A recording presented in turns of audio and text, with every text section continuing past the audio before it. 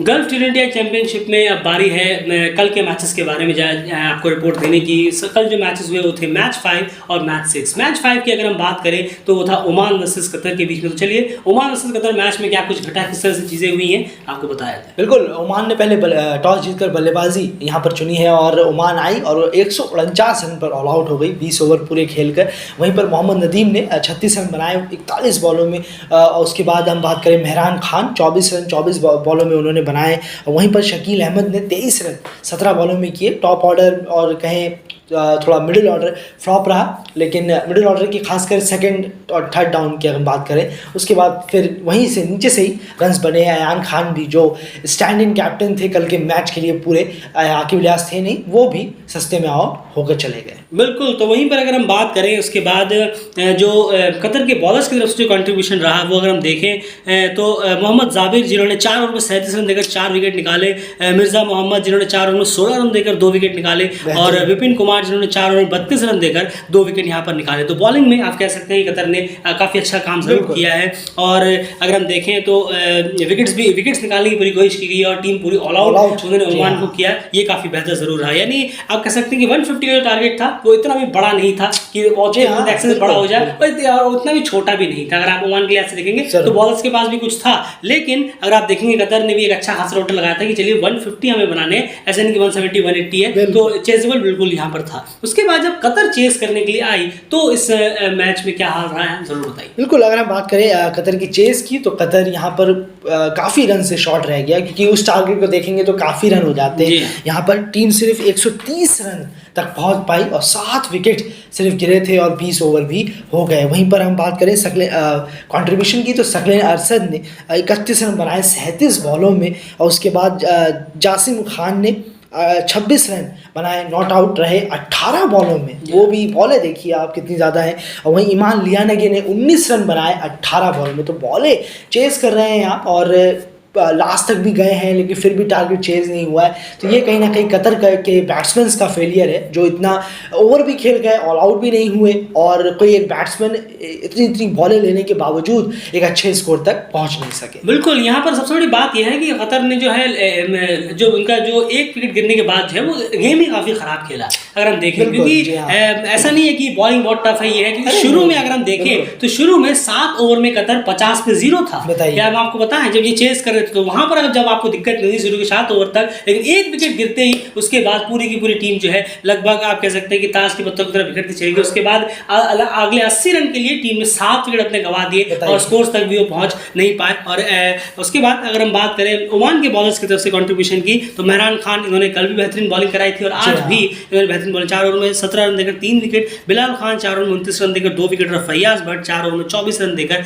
1 wicket. और Qatar की अगर हम बात करें तो इस मैच को 19 रन से कतर जो है हार गया और ओमान 19 रन से इस मैच को जीतने में कामयाब हुआ और ओमान का खाता कहीं ना कहीं गल्फ इंडियन चैंपियनशिप में इसी जीत के साथ खुल गया। तो डेफिनेटली कहना होगा कि ओमान जो है, जैसे ओमान के स्टैंडर्ड से हम देखें कि उन्हें रीजनल फाइनल्स वगैरह खेलना है, तो यही एक ओमान की दिक्कत रही है। ओमान जो है T20 में काफ़ी में स्ट्रगल करता हुआ नजर आता है और एट द एंड जो रिसेंटली अगर हम बात करें और ये उनके लिए सबसे बड़ा सरदर्द बन सकता है और यही रीज़न है कि वो लगातार जो वाइटल्स नहीं खेलते, इस तरफ ध्यान नहीं देते, ये कहीं ना कहीं उनके गेम पे इम्पैक्ट जरूर कर रहा है। वहीं पर कतर की बात करें तो एक अच्छा मौका मिला था, 50 पे 0 की शुरुआत भी मिल गया था, 149 करीब चेस कर रहे थे, लेकिन ऐसे मौकों को आपको बनाना चाहिए था। एज अ होस्ट आप अपने घर में खेल रहे हैं, फिर भी ये खराब परफॉर्मेंस बिल्कुल भी एक्सेप्टेबल नहीं है, खास करके ओमान के खिलाफ, जो ओमान खुद ही T20 में अपने लेवल की टीम्स के सामने ही स्ट्रगल करती हुई नजर आती है T20 में अगर हम बात करें। वहीं अब चलते हैं मैच 6 की तरफ। मैच 6 जो हुआ वो है यूएई वर्सेस सऊदी अरबिया। एक तरफा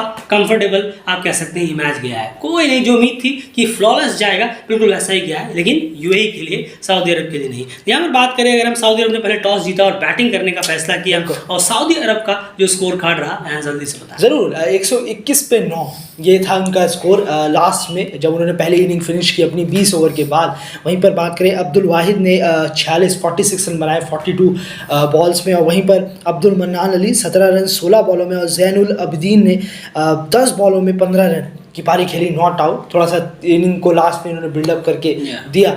लेकिन ऊपर के बल्लेबाजों का सहारा नहीं मिला और किसी ने भी ऐसी कोई बड़ी इनिंग खेली नहीं। एक खाली इनिंग आई ऊपर से, अगर हम देखें अब्दुल वाहिद की, बस उसी की बदौलत टीम और बाकी छोटे मोटे कंट्रीब्यूशन जो मिले टीम 121 तक पहुंच पाई। बिल्कुल। वही बॉलिंग की बात करें यूएई की तो मोहम्मद जवादुल्लाह ने 4 ओवर में 27 रन देकर 4 विकेट, जुनैद सिद्दीकी ने 4 ओवर में 9 रन देकर 3 विकेट और अली नासिर 4 ओवर में 20 रन देकर 1 विकेट। डेफिनेटली बॉलिंग अच्छी जरूर यहाँ पर रही है, लेकिन हमें कहना होगा कि सऊदी अरब के जो बैट्समैन हैं वो भी आपको वीकनेस भी देखनी होगी, क्योंकि जैसे हमने कहा कि इन यूएई का ओमान का टेस्ट यहाँ पर जरूर हो रहा है, क्योंकि ओमान टी20 में थोड़ी वीक जरूर चल रही है।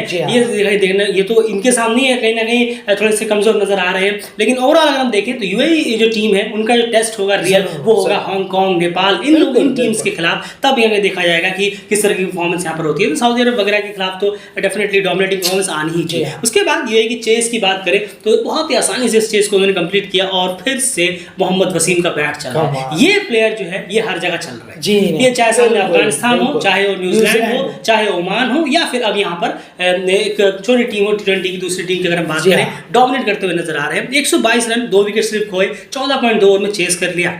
मोहम्मद वसीम 43 बॉलों में 60 रन बनाकर नॉट आउट गए हैं और आर्यन शर्मा 28 पे 30। आर्यन शर्मा को काम करने की जरूरत है अभी भी। 122 का चेज आया और फिर भी अब 28 बॉलों में 30 रन मार रहे हैं। अपने पिछले मैच में 50 बॉलों में 51 रन मारे थे। ये कहीं ना कहीं ग्राफ उठाना होगा, जैसे हम कह रहे हैं ये जीत में ढक रही है चीजें, लेकिन रीजनल फाइनल्स में ये सारी चीजें एक्सपोज होकर सामने आ जाएंगी। तो ये चीजें अगर मोहम्मद वसीम नहीं चले तो ये इस तरह की इनिंग यूएई को कहीं भी लेके नहीं जाएगी, इस बात की तो गारंटी है। और टी20 में आपको इससे तेज होना पड़ेगा। एक मैच में आप हुए, चलिए समझ में आता है, दूसरे मैच में आपने वो रिपीट किया, ये कहीं ना कहीं कंसर्न अब आर्यन शर्मा की जरूर है, उन्हें अपने स्ट्राइकर उठाना होगा। आसिफ खान 15 बॉलों में 27 रन बनाकर नॉट आउट गए और आसिफ और मोहम्मद वसीम ने इस काम को यूं नहीं कंप्लीट कर दिया। वहीं पर सऊदी अरब की बॉलिंग डिपार्टमेंट की बात करें तो वहां पर क्या क्या कंट्रीब्यूशन आया? बिल्कुल, ज़ैनुल अबदीन ने ही 4 ओवर में 21 रन 2 विकेट लिए हैं। उसके बाद फैसल खान ने 2 बॉलों से पहले ओवर डालने आए थे और 2 बॉलों में उन्होंने 12 रन दे दिए, मैच खत्म हो गया। उसके बाद इश्तियाक अहमद की बात करें तो 2 ओवर में 15 रन दिया और कोई विकेट मिला नहीं। बॉलिंग बिलो एवरेज बहुत ही पुअर रही, बैटिंग पुअर रही है सऊदी अरेबिया की। वहाँ पर अगर हम देखें तो कतर की भी बैटिंग इतनी खासा नहीं रही। तो ओवरऑल बॉलिंग उन्होंने अच्छी कराई, लेकिन इस पिच पर जहाँ पर रन्स हैं, रन्स बना सकते हैं, टी20 का गेम है, थोड़ा ट्विस्ट एंड टर्न होगा तो बेहतर लगेगा टूर्नामेंट में। लेकिन ऐसा अभी तक तो होता हुआ दिख नहीं रहा है। जैसा लग रहा है कि कौन क्या खेलेगा वैसे ही नज़र आ रही है टीमें। ट्विस्ट एंड टर्न की उम्मीद तो कर रहे हैं, लेकिन टूर्नामेंट भी अब खत्म होने के नज़दीक में आ गया। बिल्कुल, तो कहीं ना कहीं 6 मैचेस हो चुके हैं, लेकिन उसके बाद क्या एक्सपेक्टेशन के अलावा कोई मैच अभी तक गया है? जी नहीं, बिल्कुल नहीं। जैसा एक्सपेक्टेशन किया गया था बिल्कुल वैसे ही गाड़ी आगे बढ़ रही है कि 3 टीमें जो सबसे बेहतर कर सकती हैं वो है यूएई, ओमान और कुवैत। जबकि ओमान को कल डेफिनेटली कतर को हराना चाहिए था। 149 की चेज में वो 50 पे 0 थे, उसके बाद बेपटरी हो गए और ये कहीं ना कहीं बहुत ही खराब परफॉर्मेंस कतर का जरूर रहा है। ओवरऑल इस वीडियो में इतना ही। कल की सारे मैच की सारी रिपोर्ट भी लेकर आपके साथ आएंगे। पॉइंट्स टेबल का क्या हाल है कम्युनिटी के थ्रू जरूर जानिएगा, कुछ देर में कम्युनिटी में आपको पहुंचा दिया जाएगा। फिलहाल इस वीडियो में इतना है।